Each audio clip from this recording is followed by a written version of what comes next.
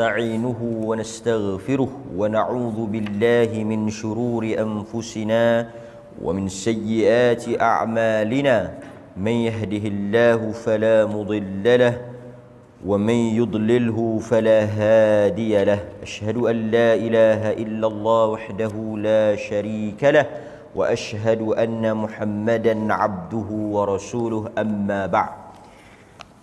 Okey tuan-tuan, kita sambung balik suratul Baqarah ayat 158.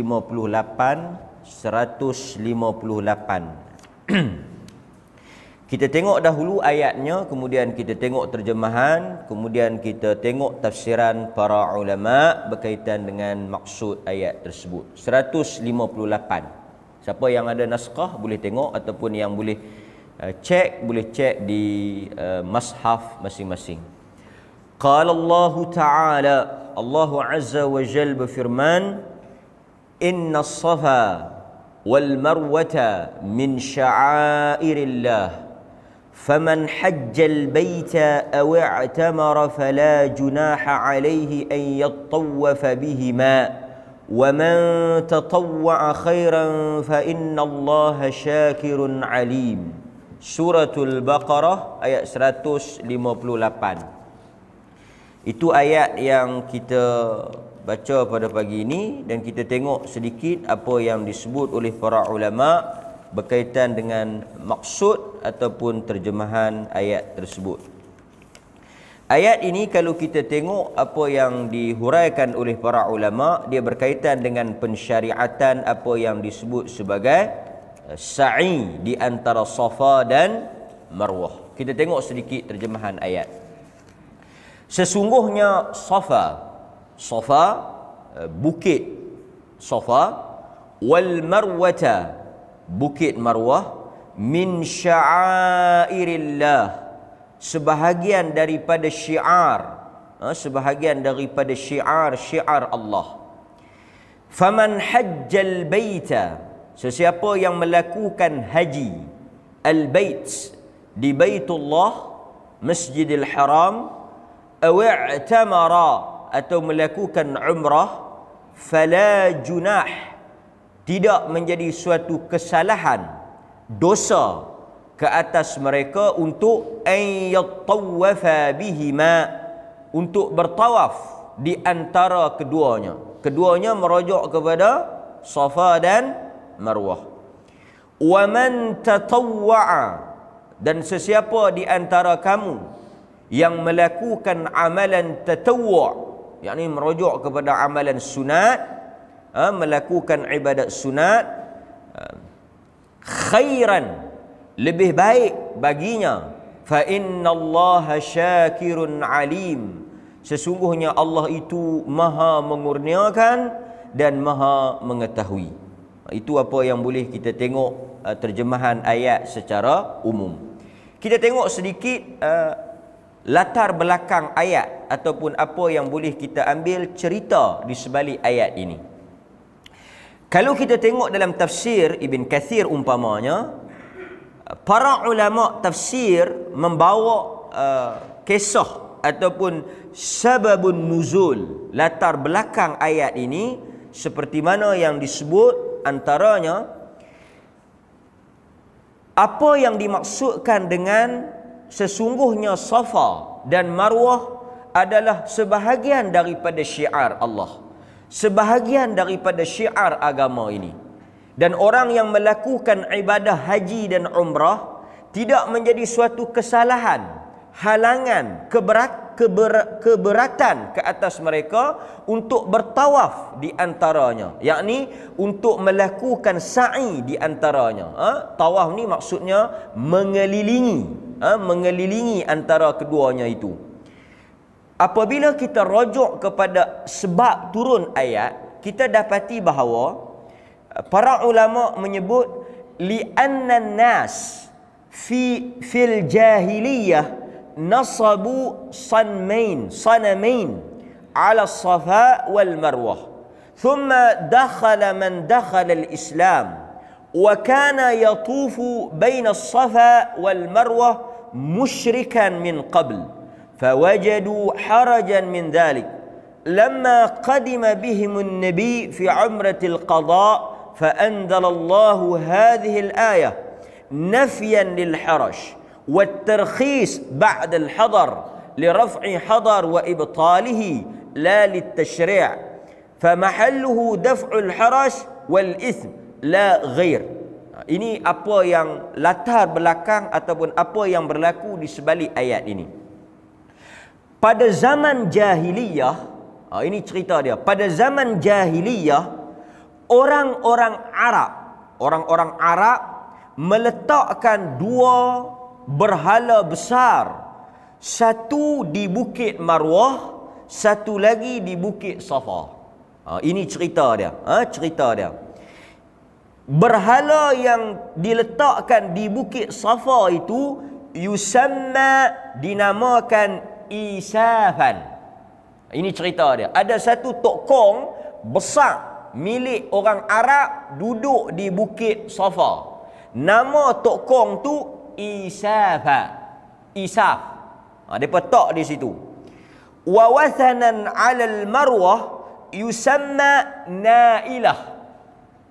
Manakala tokong yang duduk di Marwah namanya Nailah. Fakana ahlul jahiliyah idza tafu bil bait مسحوا وثنين فلما جاء الإسلام وكسرت الأوثان قال المسلمون إن الصفا والمروة إنما كان يطاف بهما من الأجل الوثنين وليس الطواف بهما من الشعائر. Jadi apa yang mereka buat, sebagaimana yang kita semua sedia maklum tuan-tuan, hadirin mukminin, orang Arab jahiliyah juga mereka melakukan ibadat haji. Jadi masa mereka jahiliyah dulu ni, masa mereka tak masuk Islam, kedua-dua tokong ni menjadi sebahagian daripada ibadat apa? Ibadat sa'i. Mereka buat macam mana? Bila mereka pergi ke Bukit Safa, mereka sapu. Ni sapu ni. Mereka buat apa? Mereka sapu. Mereka sapu tokong tersebut. Lepas dah sapu, dah puja, mereka lari pula ke Bukit Marwah. Mereka buat pula kepada tokong yang di Bukit Marwah tadi nama Nailah. Jadi amalan jahiliyah ini adalah tradisi Arab. Depa dah memang buat dah sa'i ni sebelum daripada Islam. Dan tuan-tuan kena tahu, haji ni kalau kita tengok sejarahnya, dia bermula sebelum daripada Nabi sallallahu alaihi wasallam. Sejak daripada mana? Nabi Allah Ibrahim alaihi salam. Dan kalau tuan-tuan tengok, buktinya bulan-bulan haram wujud ada sebelum daripada kedatangan Nabi sallallahu alaihi wasallam. Bulan apa bulan haram? Muharram. Dia bermula dengan Zulqa'dah, Zulhijjah, Muharram, lepas tu Rejab. Bulan-bulan haram ni telah diterima pakai, telah dipakai dan dipegang oleh orang Arab sebelum kedatangan Islam.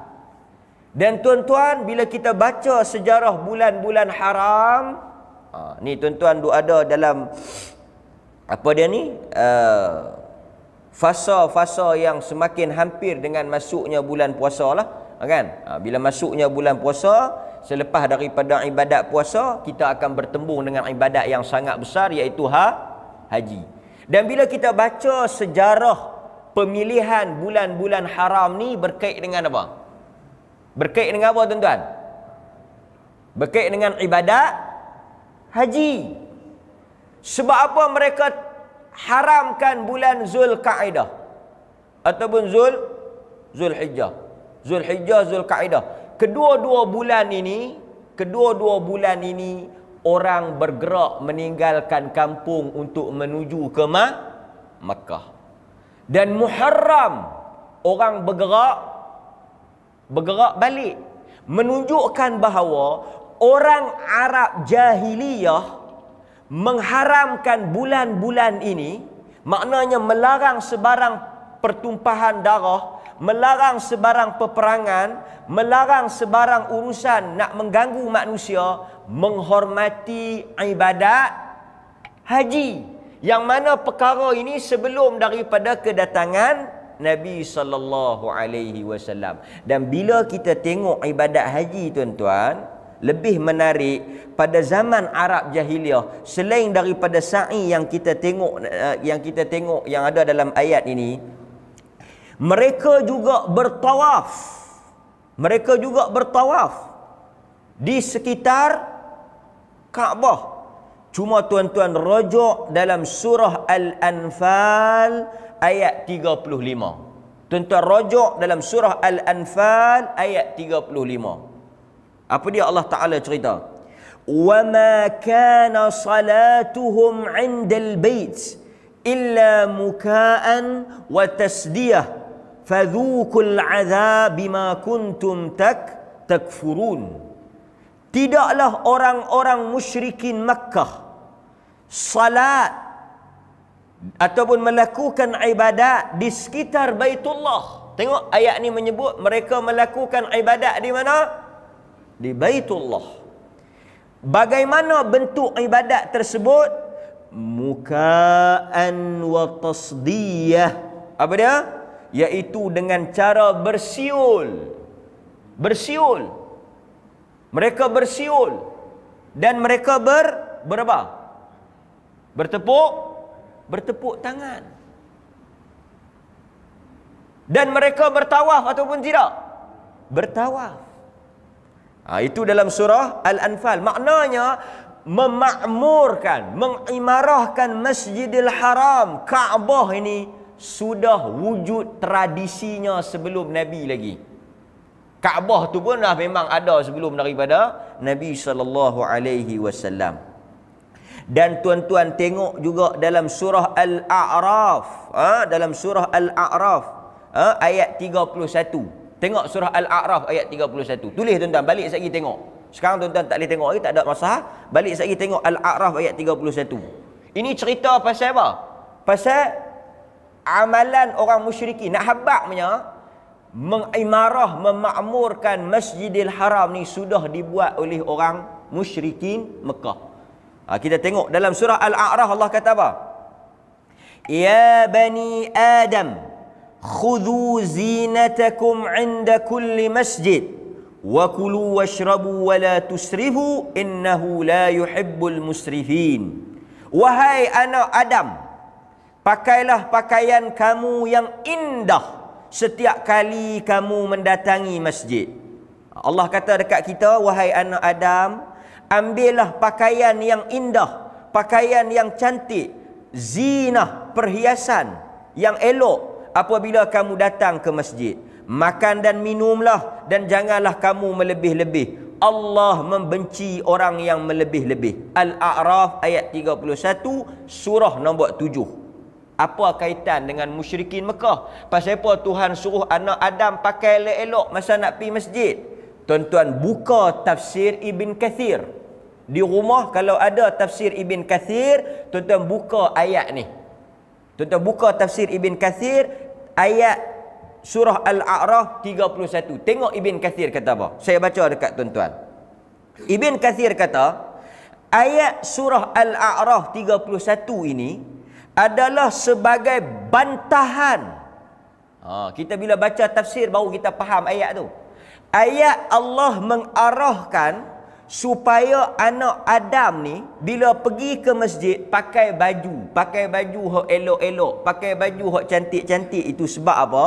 Sebagai bantahan kepada kebiasaan orang-orang musyrikin yang mereka itu bertawaf di Kaabah dalam keadaan telanjang. Nampak? Ibn Kathir kata Allah suruh kita pakai baju sebagai bantahan, sebagai celaan kepada musyrikin, yang mana bila mereka bertawaf di Kaabah, mereka telanjang bogeh. Telanjang bogeh. Mereka tawaf. Mereka tawaf, kan? Itu kata Ibn Kathir. Sebagaimana yang diriwayatkan daripada Ibnu Abbas. Ibnu Abbas sebut. Tuan-tuan jangan terkejut.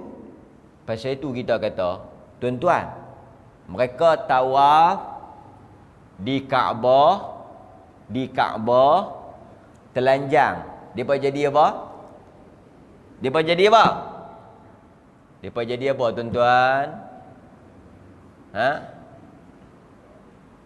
Tak jadi apa? Nothing happened to them. Do you understand what Nothing. Saya nak cerita apa? Yang kita pergi ke Mekah ni cerita lebih pada musyrikin Mekah. Jadi tak ketahuan hala. Pok ni telanjang depan Kaabah pun tak ada apa. Balik rumah relax, okey lah. Kok telanjang pegang-pegang. Tak ada ni, pergi mana ni? Nampak tak? Masa ni Tuhan ada tak ada? Tuhan ada tak ada masa ni? Masa mereka telanjang ni Tuhan ada tak ada? Lepas tu saya kata kadang-kadang yang duk cerita-cerita ni teruk hampa daripada musyrikin ni. Musyrikin pun Tuhan tak buat apa. Hampa. Dia kata, tak tahulah dosa apa ustaz. Bertobat dah mai ke Mekah ni jadi tak ketahuan. Oi, syakan apa. Musyrikin Mekah buat depan Kaabah pun tak jadi apa. Hampa buat di Malaysia. Lepas tu dah bertobat. Tuhan mai tenyih lagi depan Kaabah. Dosa apa orang buat ni. Jadi tuan-tuan, tak payahlah kita duk war-warkan. Kita duk angkat cerita ni. Tuhan kun fayakun. Lebih daripada tu dia boleh buat. Tapi tak payahlah kita nak gembar-gemburkan cerita-cerita yang macam ni, yang kesemuanya menakutkan orang dan menjauhkan orang daripada Baitullah. Apa perasaan tuan-tuan? Tuan-tuan main masjid, pergi bersembang di kedai kopi, dia kata siapa dia tak tahu. Masuk masjid pagi tadi, sembahyang subuh, tak boleh mangkit, lumpuh. Pasal apa? Tanya-tanya dia ada buat benda tak betul 20 tahun dulu. Kawan tu yang baru duk fikir nak main masjid, terus aku tak jadi pi. Kawan tu main sembahyang hak 20 tahun dulu pun lumpuh, aku tak tahu jadi mana Tuhan buat. Tengok masjid lari takut. Kita suka menakutkan orang. Kan? Walhal kita nak tarik orang mari, kan? Itu saya nak sebutnya. Mereka telanjang bogeh, mereka tawaf berpusing. Kata Ibn Abbas, mereka orang-orang musyrik bertawaf di dalam Kaabah dalam keadaan telanjang, tak kiralah lelaki ataupun wanita. Cuma mereka ada adab. Ibn Abbas kata mereka ni pun ada adab. Laki-laki pun telanjang, perempuan pun telanjang. Sama rata. Yang ni tak ada masalah gender. Kut sagi laki-laki telanjang, perempuan tak telanjang, mereka petikai awak, mereka boleh telanjang, kami tak boleh. Lah sama rata, semua telanjang belaka. Cuma mereka buat siang, jantan saja telanjang. Malam, perempuan pula telanjang tawaf. Kalau awak pasal apa mereka tak buat sekali? Kalau mereka buat sekali, tak jadi tawaf lah. Faham tu tidak? Dia buat giliran. Itu kata Ibn Abbas, seperti mana riwayat berkaitan dengan ayat ini.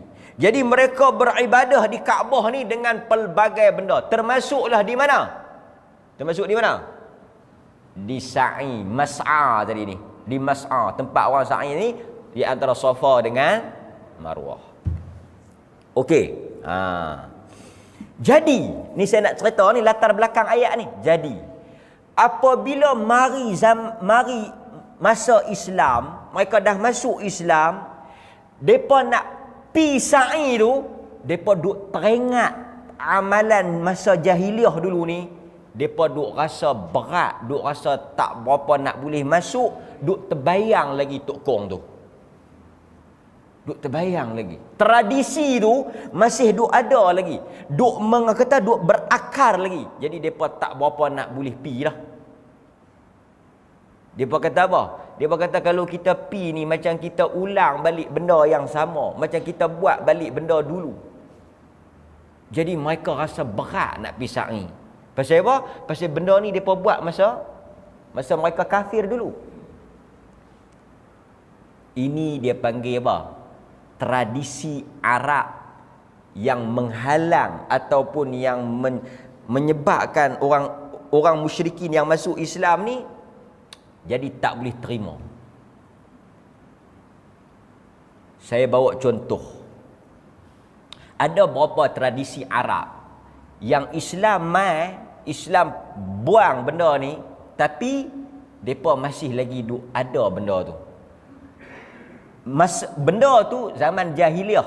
Zaman jahiliah. Tapi bila Islam dah batal benda tu. Tapi macam mana? Dia macam ni lah kan. Saya bagi contoh macam ni. Kita duk biasa dengan benda lama. Bila mai benda baru, dia duk teringat lagi ke benda lama tu. Duk masih ada lagi pengaruh-pengaruh benda lama tu. Perangai lama tu duk ada. Sebagai contoh, antaranya apa? Yang kita semua tahulah, bagi contoh yang senang faham. Arab jahiliyah. Tuan-tuan boleh relate dengan ayat ni dan tuan-tuan boleh faham. Arab jahiliyah, salah satu benda yang pantang atau haram di sisi mereka, menikah dengan bini anak angkat.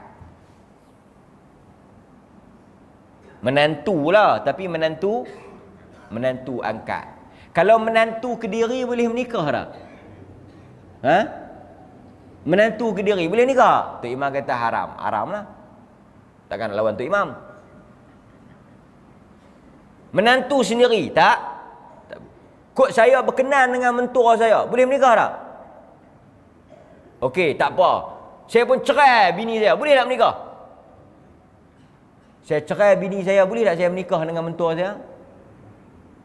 Saya duk dengar kata macam boleh. Jangan duk buat pagi-pagi ni. Taulah lapak tu Ustaz.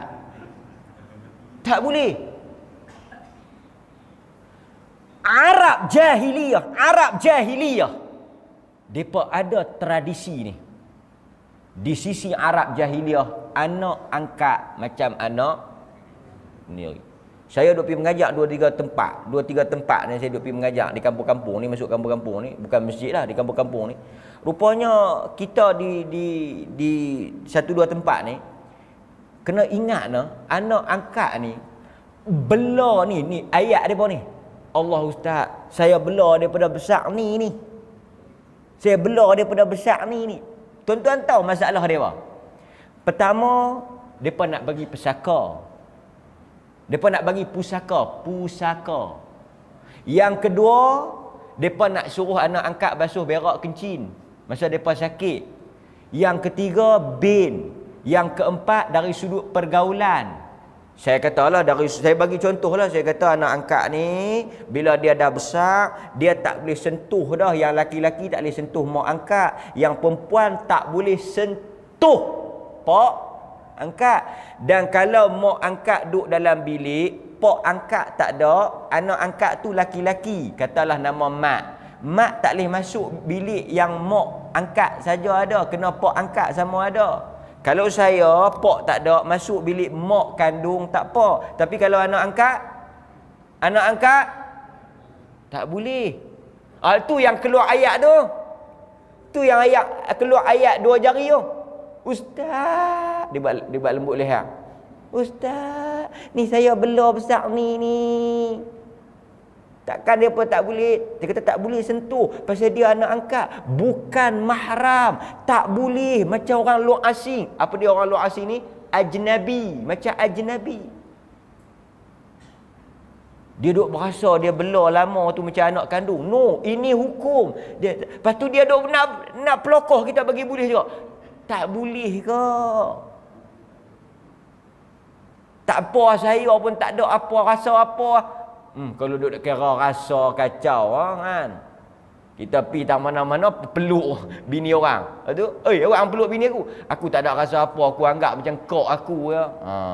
Nak bertemu. Kan macam orang kata artis-artis tu pasal apa yang pergi peluk kawan ni. Dak ada kata saya peluk berasa macam mak. Kalau agama ikut rasa seronok kita. Tak boleh, saya kata tak boleh. Ni nanti kalau dah tua nanti tak boleh depa nak mai urus-urus kita ni pasal aurat. Tak boleh mai nak tengok-tengok sentuh-sentuh, tak boleh anak angkat, tak boleh. Anak angkat bukan tak ada kaitan. Arab dia anak angkat ni macam anak kederi. Jadi bila bini anak angkat dia kira macam menantu dia kederi, dia tak boleh menikah. Tradisi Arab ni. Tuhan nak buang tradisi ni, haramkan tradisi ni, sehingga memaksa ataupun mengarahkan apa? Tuan-tuan pun tahu cerita ni. Nak depa buang dah on paper buang dah. Dari sudut syariat dah buang dah. Dari sudut amalan depa tak boleh buang. Jadi nak memecahkan tembok ni, nak habaq kata anak angkat tu tak ada apa-apa hubungan dengan pak angkat, nak kata boleh, Allah terpaksa apa? Allah arahkan Nabi untuk buat benda ni sebagai contoh, kata benda ni boleh. Allah mengarahkan sehingga menjadi fitnah besar. Mengarahkan Zainab. Bisa baca tak? Tuan-tuan bisa baca tak? Bisa jumpa tak?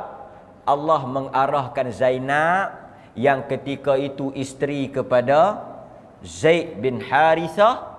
Zaid bin Harithah ni anak angkat Nabi. Zainab ni bini Nabi. Nah, Allah suruh Zainab menikah dengan Nabi. Cerita yang keluar apa dia?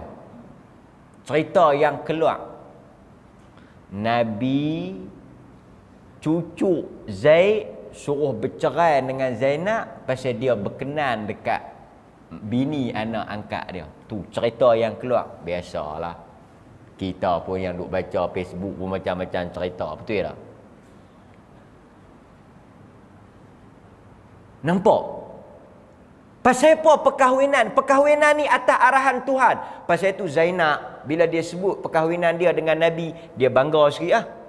Dia kata apa? Dia kata hampa semua bini-bini yang lain ni, bini-bini kelebihan dia ni memang sakal lah. Isteri-isteri Nabi dikahwinkan oleh manusia.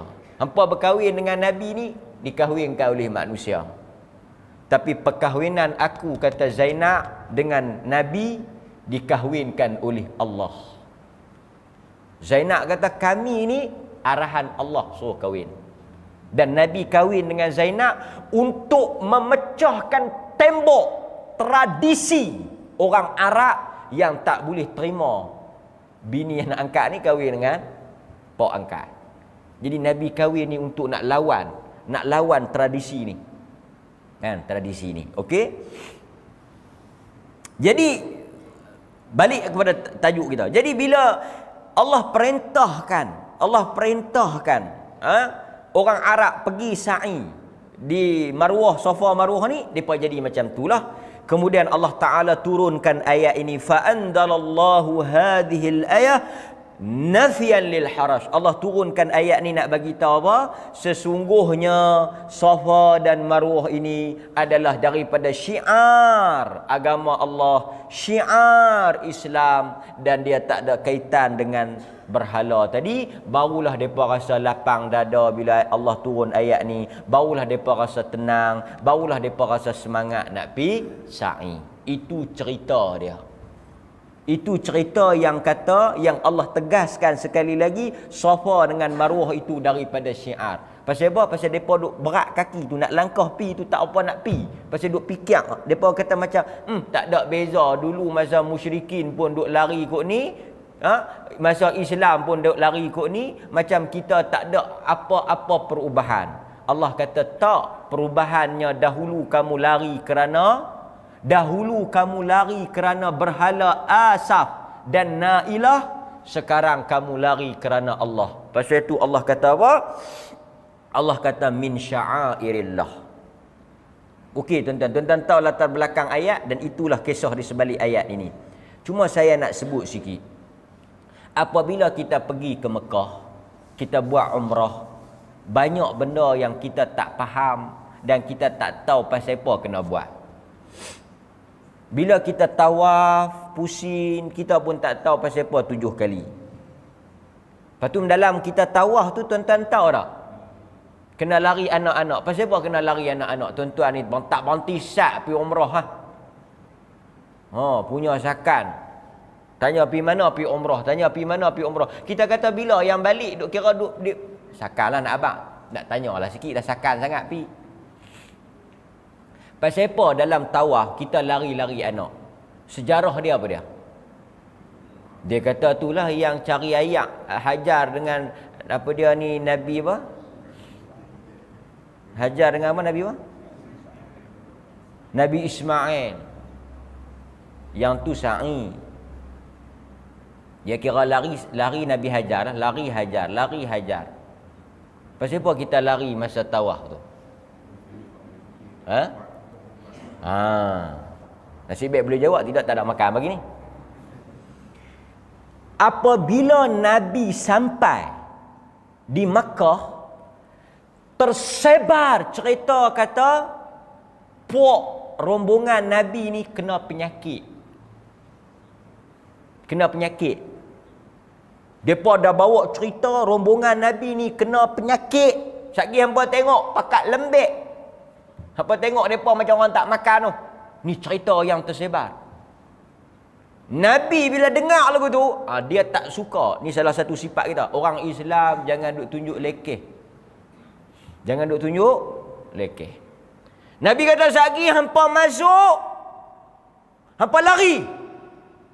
Pasal apa lari? Pasal nak habaq kata kita tak sakit. Kita nak lari buat apa lagi dah lah. Pasal apa? Yang tuduhan cerita tu Nabi, yang kita ni nak lari buat apa dah. Bukan ada siapa nak tuduh dah. Islam buat lah tu. Ini yang saya nak sebut tuan-tuan. Bila kita pergi ke Mekah, ni kita nak ajak ni. Kita pergi Mekah, pusing pun kita tak tahu pasal apa lawan jam. Pasal tu kita pun tak tahu pasal apa sampai tang ni sapu. Pasal apa sampai tang ni cum. Pasal apa yang tak cum 4-4 tu. Pasal apa tak sapu 4-4 tu. Pasal apa yang lari anak ni 3 pusingan pertama. Dia lah nak tunjuk kata tak sakit 3 pusingan cukup lah nak pergi duk lari habis-habis 7 pusingan. Buat apa? Kan? Nak habaq saja. Depa tengok lari okey, depa ni cukup apa? Tapi tuan-tuan sebenarnya kesemua perkara ini tunjang dia. Tuan-tuan ingat perkataan ni. Tunjang dia termasuk kita sembahyang subuh tadi. Tunjang dia apa? Ta'abbudiyah. Ibadat tonggak dia, asas dia ta'abbud. Apa makna ta'abbud? Ta'abbud apa makna ta'abbud? Lagu mana Tuhan suruh, lagu tu kita buat dan kita tak petikai pasal apa. Kalau tuan-tuan faham prinsip ni, tuan-tuan tak akan duk serabut perut, penin kepala duk fikir awak. Kalau ada ta'abbud, ta'abbud ni apa? Sami'na wa ata'na. Tuan-tuan pun tak tanya, awak ah. Kalau nak tanya awak, tak sudah. Sagi pi sa'i Safa Marwah. Lepas tu daripada Safa pi Marwah. Kalau saya duduk tang Marwah dah, pusing tengok duduk tang Marwah dah, dekat dah dengan Marwah. Boleh daripada Marwah mai Safa. Takkan nak berjalan pi Safa pula. Tuan-tuan, kalau kawan tu start daripada Marwah pi Safa boleh tak? Dia tawah-tawah dia tengok, dekat dengan Marwah dah, tak apa, pi mai pun Safa Marwah Safa sama. Tak sah. Sebab Quran kata inna safa wal, apa beza Safa dengan Marwah? Tak ada beza. Kenapa? Duk tak duk kita pi tengalung batu. Melontak pula 7 batu. Walaupun ada kaitan dengan syaitan, tapi syaitan pun kita dah sebut banyak kali, dia pun tak bodoh lah nak pergi duk tunggu waktu tu. Bila dia tahu kata orang nak tengalung, dia pun, dah ni orang nak tengalung, kita main duk tang ni. Dia pun tak duk tang tu. Tak ada syaitan yang pergi duk tang tu. Yang ada kita tahu India dengan Pakistan banyak. Kita nak habaqnya semua ni asas dia apa?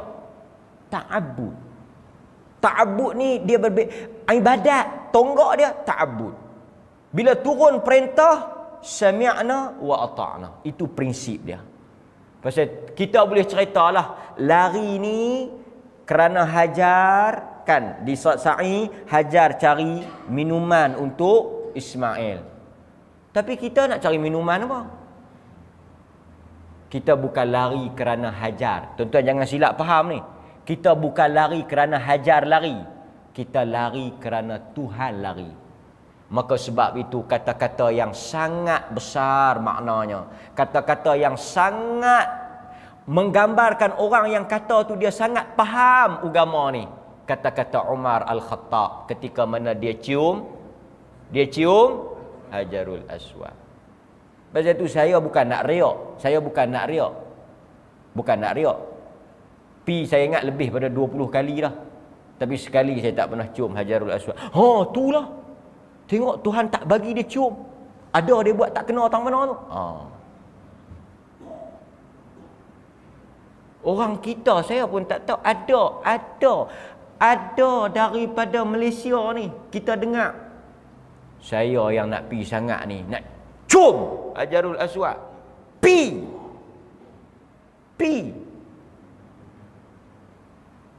Cuba patut gantung kata-kata Umar tu di Hajarul Aswad. Ni saya pun tak faham. Tok Imam saya tengok live dalam TV. Tok Imam live dalam TV. Tok Imam tak bagi salam, dia mangkit dah pi. Kalau dia tunggu bagi salam dengan Tok Imam, tak dan. Tu dia, kita pun tak faham apa dia orang ni. Umar kata apa? Umar kata dia sebut awal-awal dia bercakap dengan batu tu.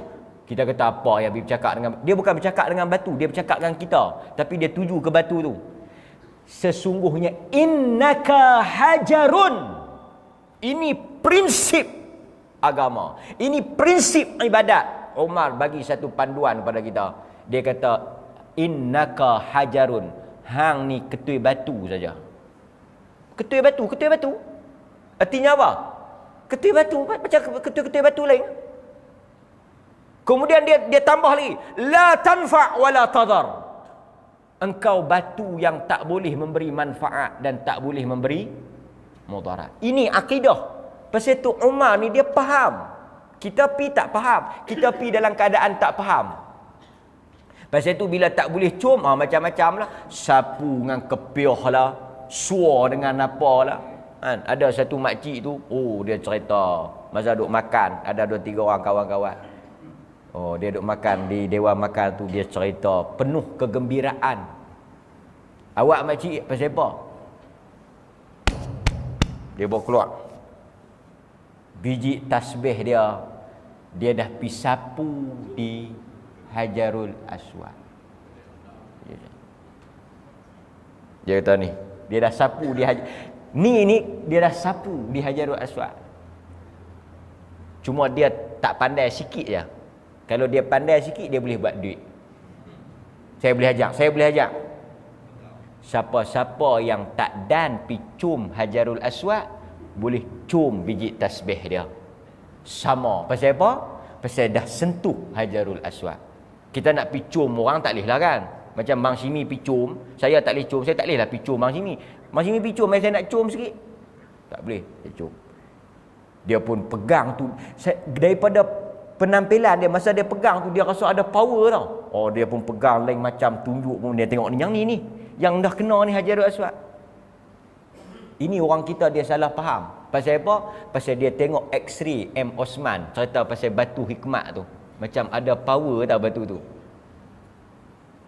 Batu tu tak ada apa. Umar kata la tanfa' wa la tadar. Dan Umar tutup kata-kata dia, ma ra'aitu Rasulullah. Kalaulah aku tak tengok Nabi qabbal. Kalaulah aku tak tengok Nabi cium.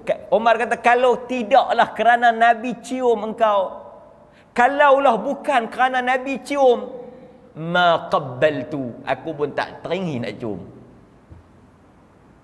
Ini orang yang cium dengan akidah. Ada orang, saya tak nafikan, ada orang cerita ni bila kita duduk tang dewan makan tu macam-macam cerita. Ada orang dia cium tu untuk apa? Untuk mendapat power. Dia kata kalau kita sakit-sakit apa, bila kita cium insya-Allah hilang. Tu dia. Ada orang dia pi cium dengan pegangan tu, dia pi cium, dia cium kan. Dia kata kalau kita cium tu, masa cium tu kita niatlah apa-apa, peganglah apa-apa. Ini tak tahulah pengaruh mungkin atromen ke apa, bila dia cium macam masuk kuasa hijau apa dalam badan. Dia tak ada apa. Kita cium tu pasal sunnah. Sebab itu bila kita pergi Mekah, kita kena tahu kita pergi dengan akidah. Pergi dengan akidah. Bila kita pergi dengan akidah, kita tak jadi pelik lah. Macam orang tak ketahuan tu. Nampak? Ini satu benda yang sangat penting. Okey. Maka sebab itu asal kepada ibadah adalah ta'abbudiyah. Kan? Faman hajjal baita aw i'tamara fala junaha alaihi an yattawwafa bihima. Allah kata jika mereka melakukan haji dan umrah, maka tidak ada salahnya untuk mereka bersa'i di situ.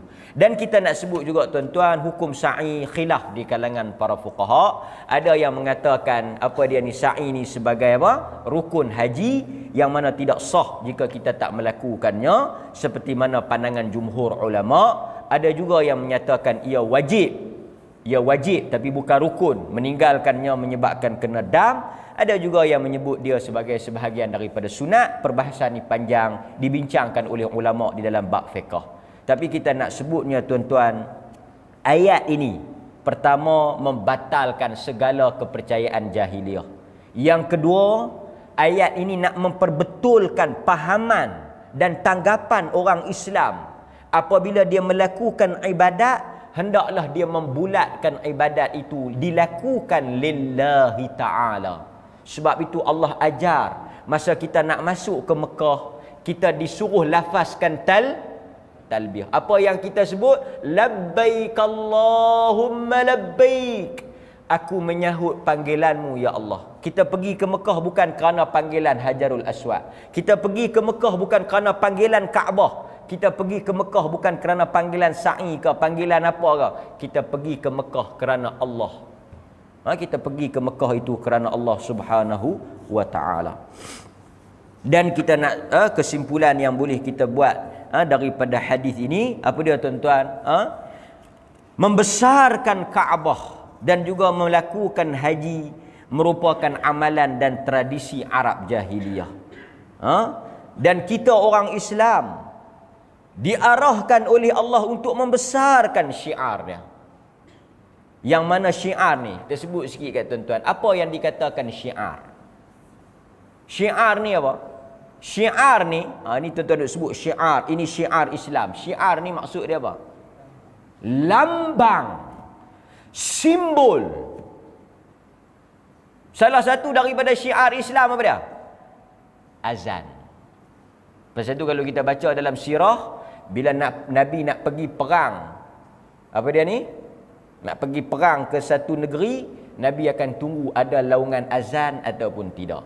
Itu sebagai lambang kepada tempat tu ada orang Islam. Dia bodoh kata Penang tak boleh azan, Penang tak boleh azan, tak tahulah Penang mana. Tapi kita duk pergi memang ada bang. Ada bang. Kita tuan-tuan bila berselisih jangan melampau. Salah satu daripada perangai orang munafik ni apa dia? Wa idza khasama fajara. Bila dia bertengkar dia melampau. Dia berkata habis dah Penang, boleh ke China, habis dah. Bang pun tak boleh dah lah ni. Tu dia, bang pun tak boleh. Kalau bang tak boleh dah, dia jadi darul kafir, darul kubur. Kita orang Perlis ni patut pergi serang dah tu. Tawan balik kan. Kita pun pergi tengok, tak berhenti sat bang. Kan? Tak berhenti sat bang. Cuma apa? Yang duk kalut bang tak ada tu, bang pun hang tak pi. Bang pun hang tak pi, duk bersabuk bang tak ada. Memang tak ada lah hang tak pi. Kan? Ini satu masalah orang kita. Azan syiar Islam. Salat berjamaah juga syiar Islam.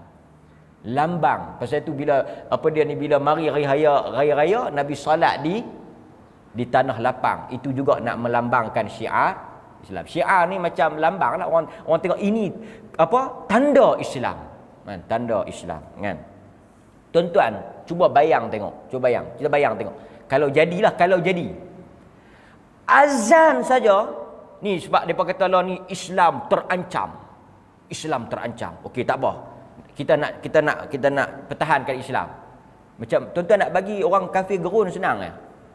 Tapi benda ni kita kena buat sama-sama lah. Yang demonstrasi sakan tu pun kena buat. Azan saja. Tutup habis kedai.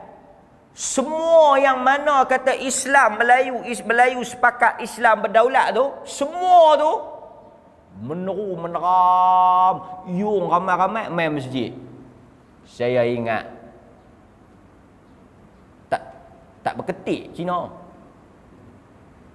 Tuan-tuan bayang kok Kangak tu sunyi.